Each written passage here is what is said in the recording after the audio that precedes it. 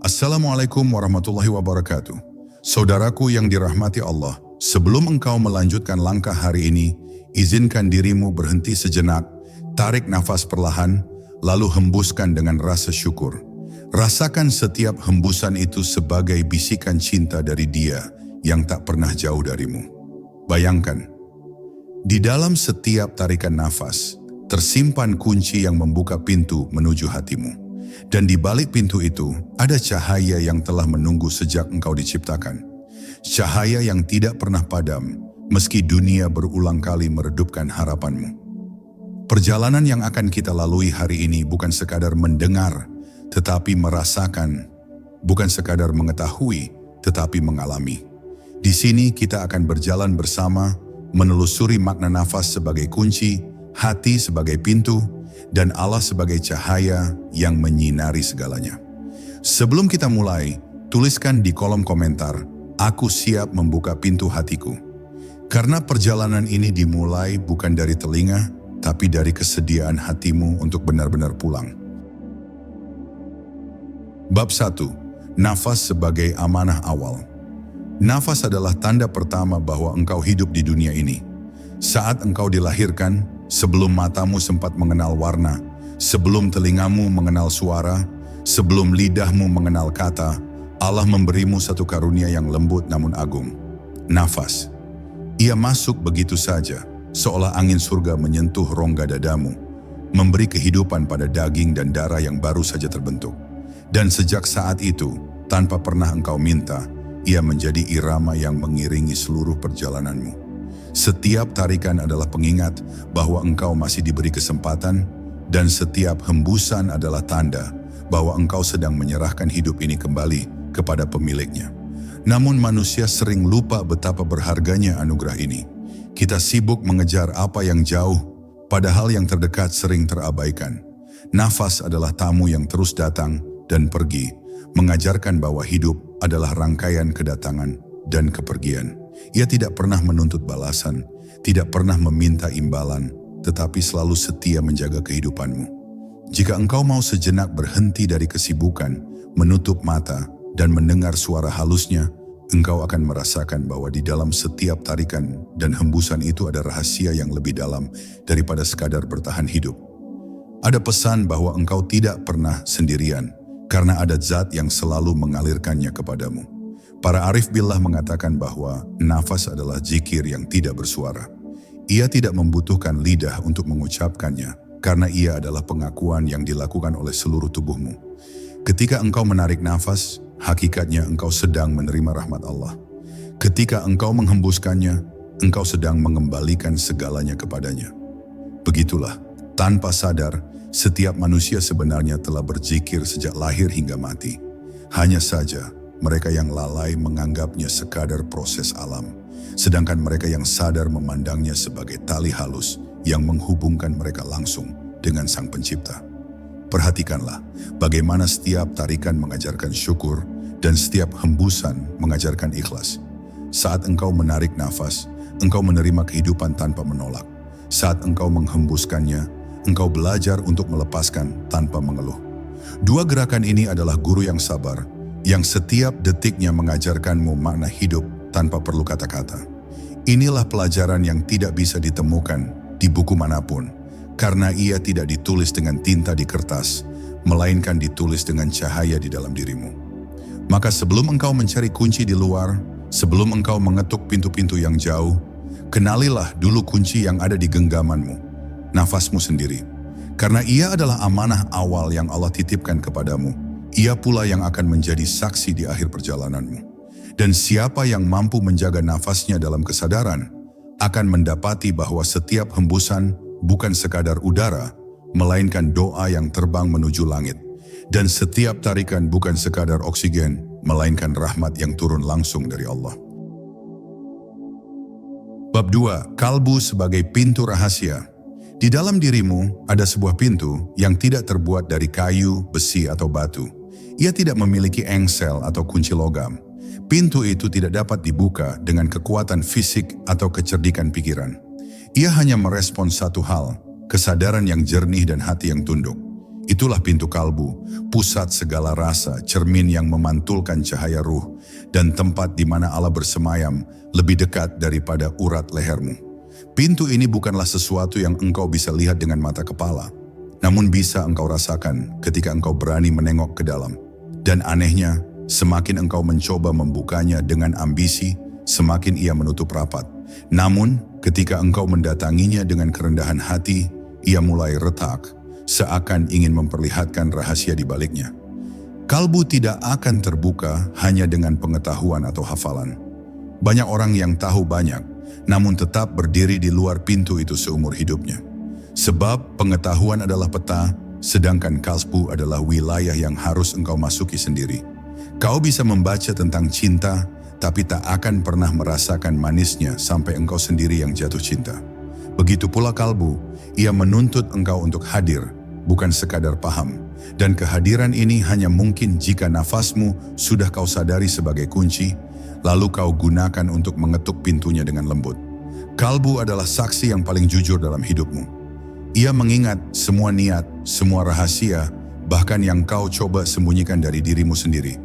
Kau mungkin bisa menipu orang lain dengan kata-kata atau penampilan, tapi kau tak bisa menipu kalbumu. Ia tahu kapan engkau benar-benar ikhlas dan kapan engkau hanya berpura-pura. Itulah mengapa membuka pintu kalbu memerlukan keberanian. Karena saat ia terbuka, ia akan memperlihatkan bukan hanya cahaya yang indah, tapi juga bayangan-bayangan gelap yang selama ini kau hindari.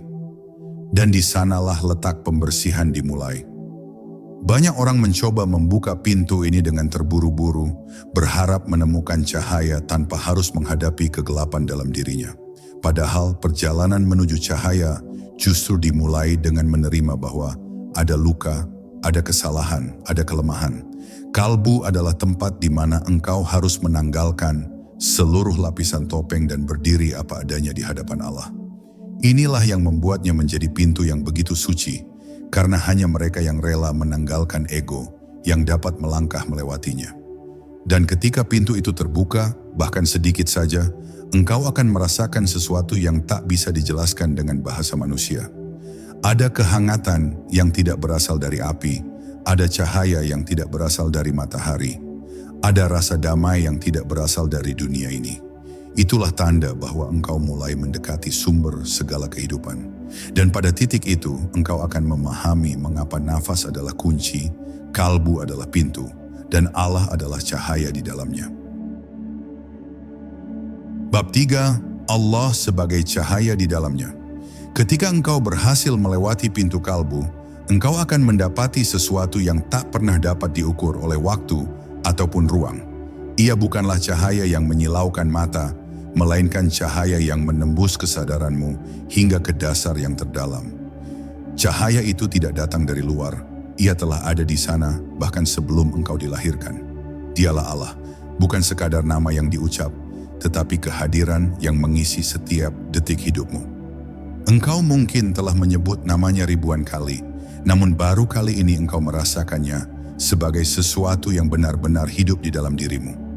Cahaya ini tidak bergantung pada keadaan dunia. Ketika malam turun, ia tetap menyala. Ketika badai mengguncang, ia tetap stabil. Tidak ada yang bisa memadamkannya, kecuali kelalaianmu sendiri yang membuatmu berpaling dari sumbernya. Cahaya ini adalah asal segala ketenangan yang selama ini engkau cari di luar dirimu. Dalam harta, dalam hubungan, dalam pengakuan orang lain. Namun selalu gagal engkau temukan. Sebab semua itu hanyalah pantulan, sedangkan sumber aslinya telah bersemayam di pusat keberadaanmu. Para kekasih Allah sering menggambarkan cahaya ini sebagai samudra yang tak bertepi.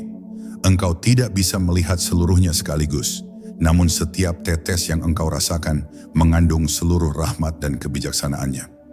Ia bukan sekadar pemandangan yang indah, tetapi kekuatan yang menuntun langkahmu, mengarahkan hatimu, dan memurnikan niatmu. Semakin engkau dekat dengannya, semakin engkau memahami bahwa segala yang terjadi dalam hidupmu, baik suka maupun duka, hanyalah cara Allah membimbingmu kembali kepada cahaya ini. Namun untuk menyadari cahaya ini, engkau harus berani menanggalkan persepsi yang sempit tentang Tuhan.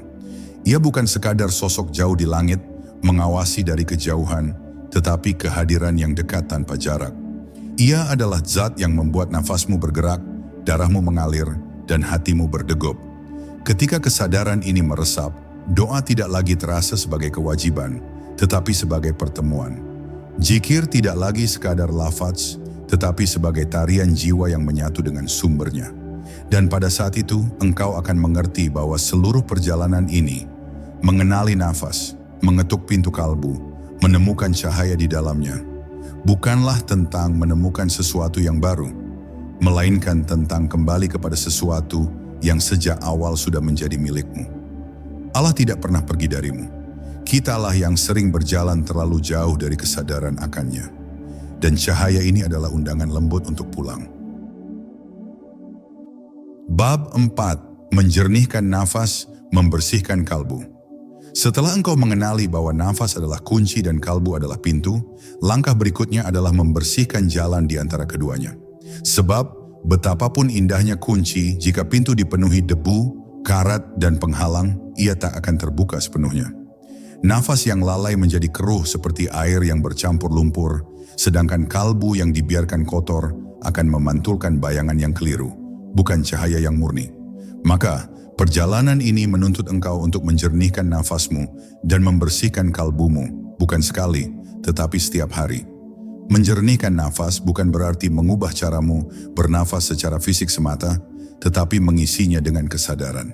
Tariklah nafas seolah engkau sedang menerima hadiah langsung dari Allah, dan hembuskan ia seolah engkau sedang mengembalikan amanah itu dengan penuh syukur.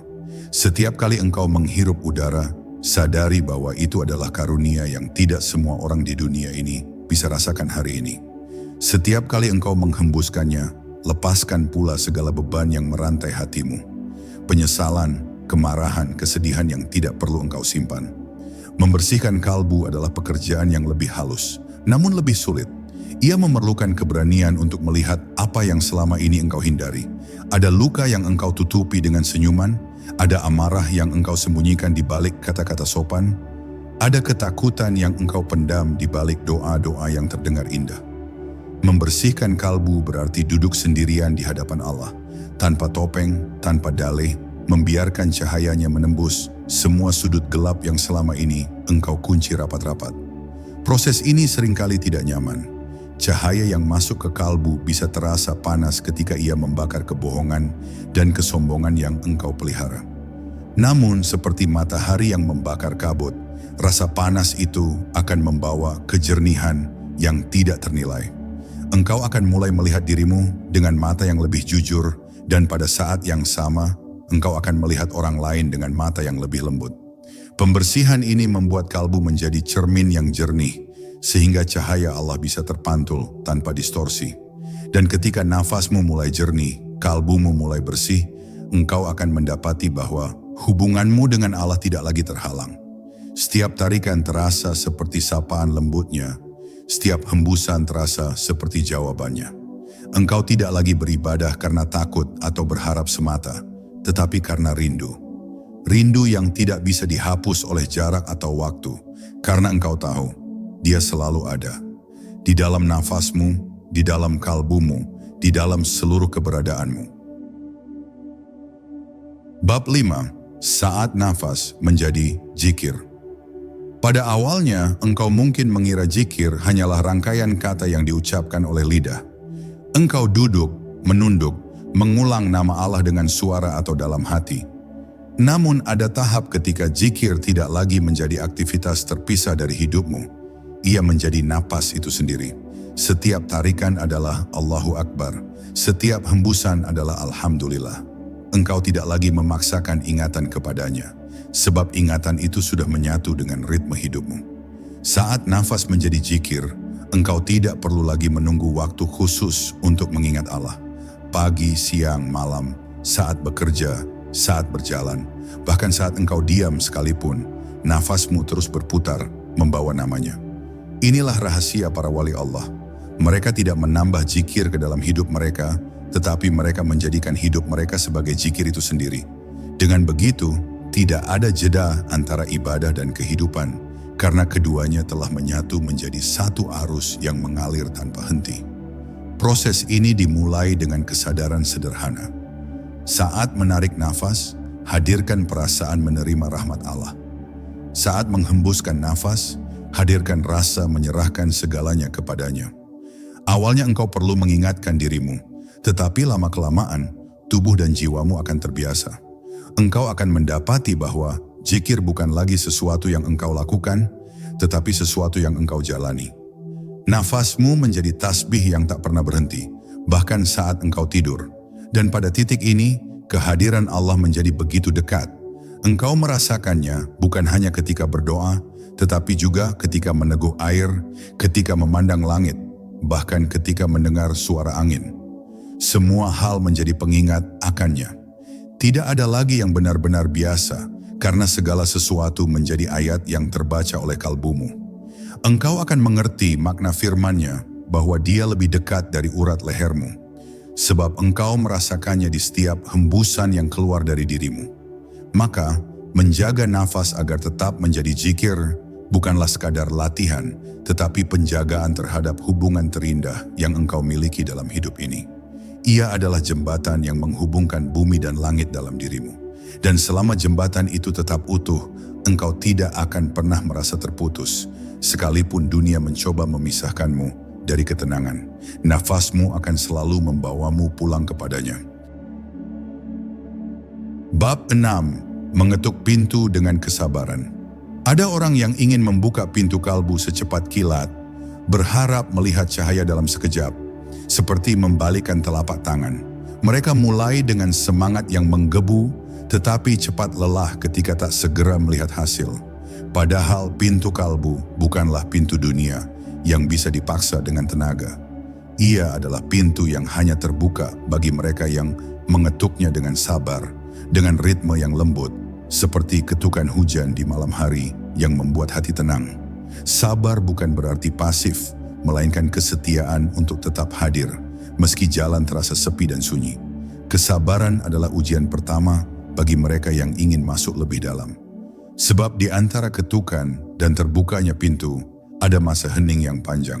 Masa ini sering membuat orang meragukan perjalanannya. Apakah aku sudah benar? Apakah Allah mendengar? Justru disinilah rahasia itu tersembunyi. Keheningan adalah tanda bahwa Allah sedang membersihkan tempatnya di dalam dirimu. Ia menunggu sampai semua kebisingan reda, barulah cahayanya bisa benar-benar memenuhi kalbumu.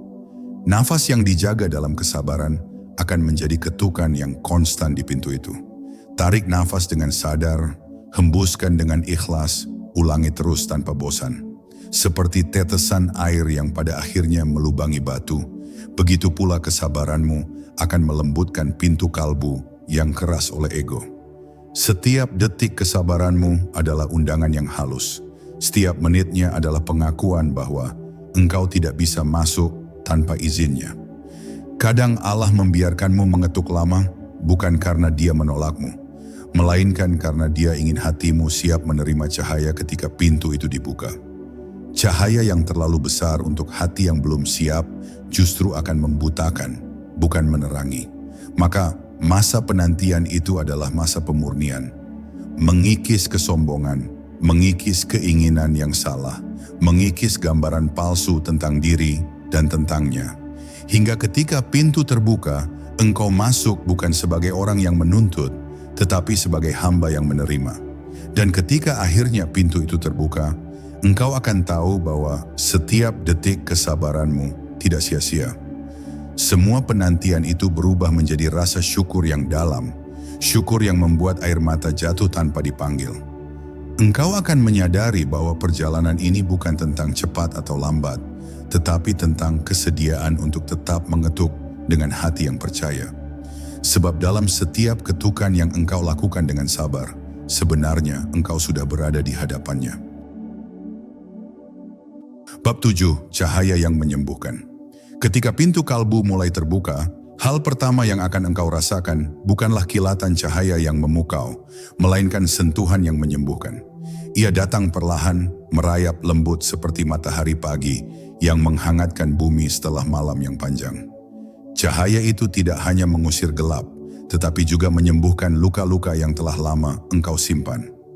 Luka yang tak pernah engkau ceritakan kepada siapapun. Luka yang bahkan engkau sendiri takut untuk menatapnya. Namun di hadapan cahaya ini, semua rasa takut itu mulai mencair.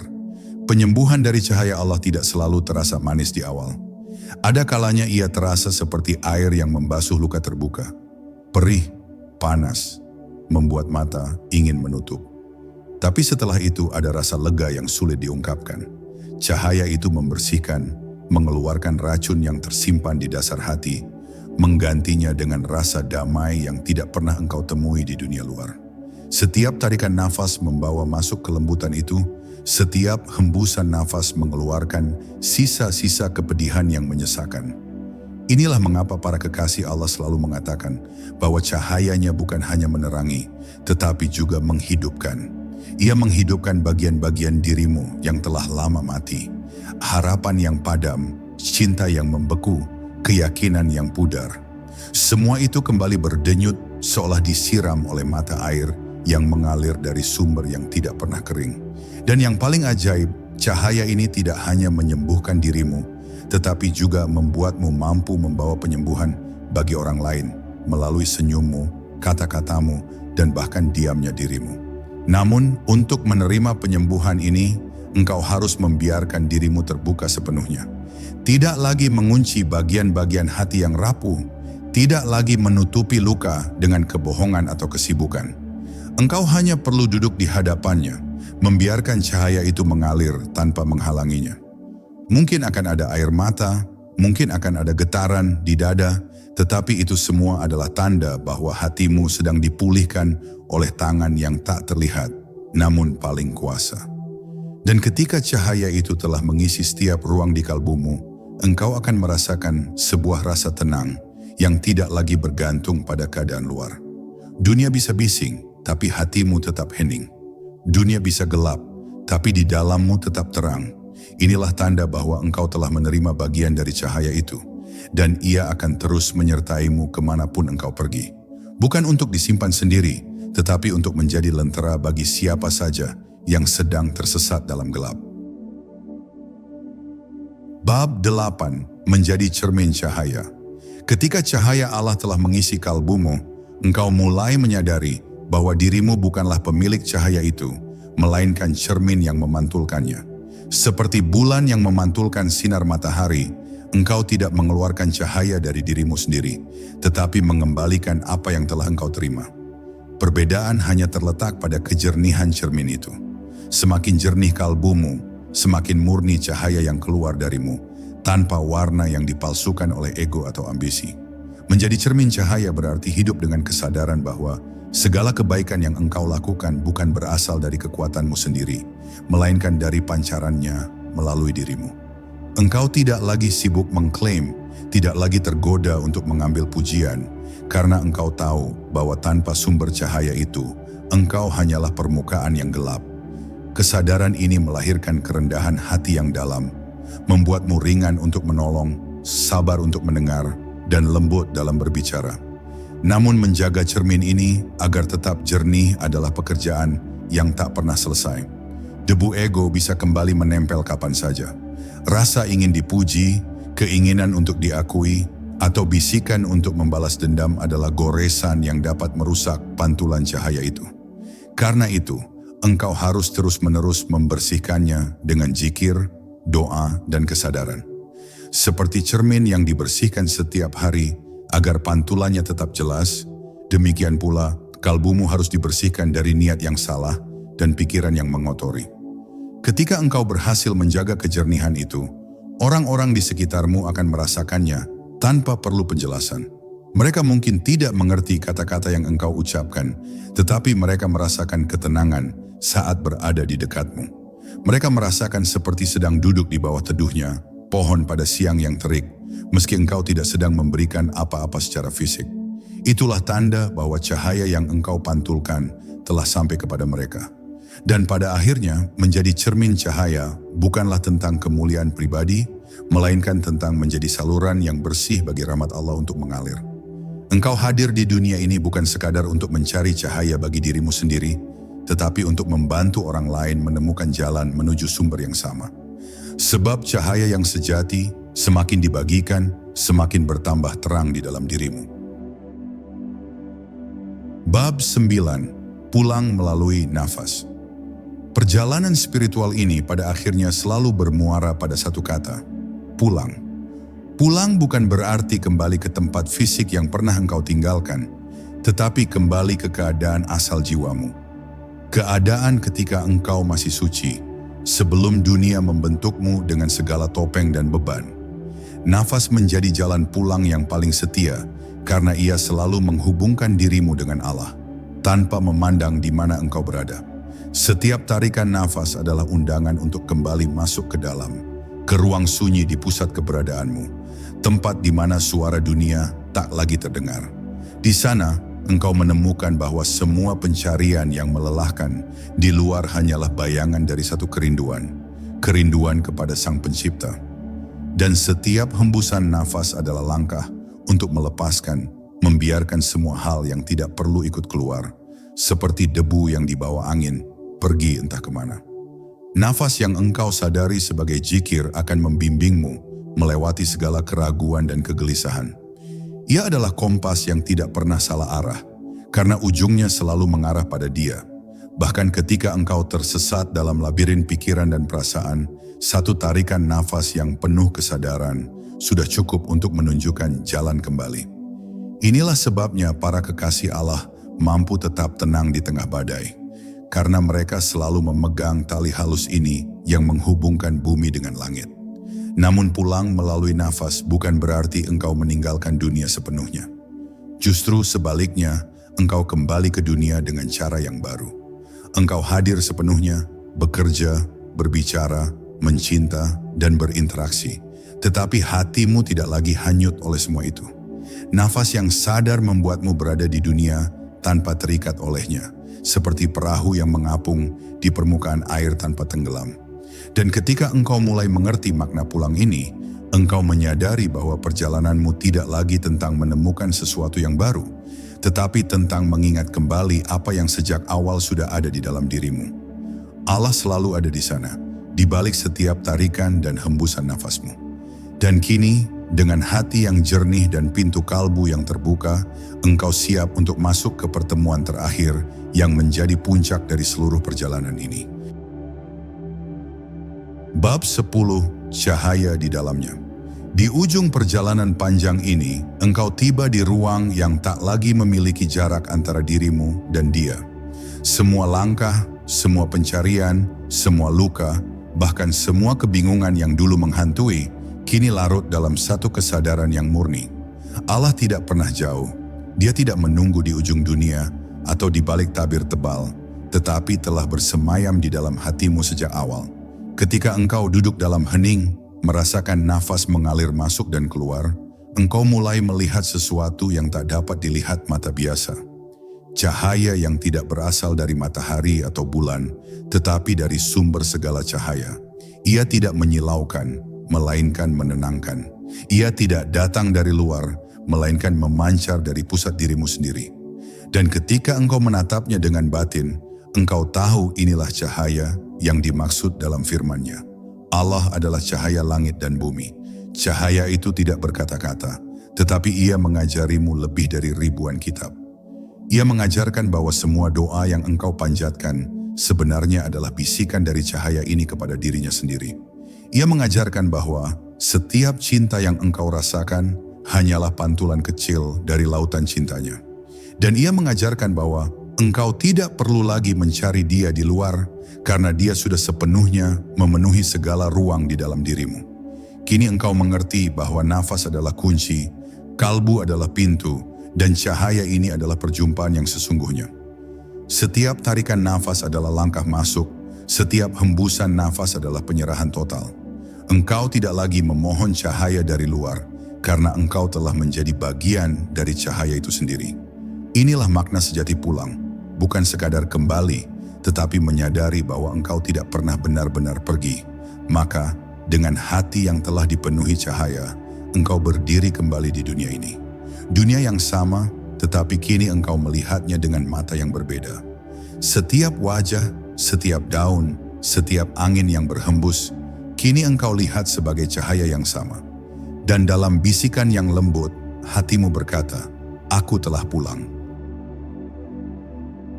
Saudaraku, setiap nafas yang engkau hirup adalah undangan untuk kembali padanya. Setiap detak jantungmu adalah panggilan halus agar engkau tidak tersesat dalam hiruk-pikuk dunia.